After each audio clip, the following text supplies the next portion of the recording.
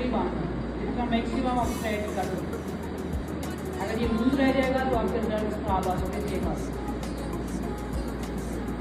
और arm resting, और इनको भी आपस में आपने मिलने नहीं देना, अलग अलग।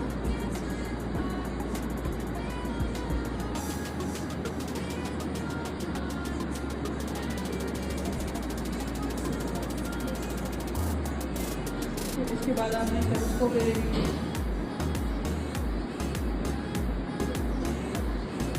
अब इसको नजर नहीं आ रहा, यहाँ से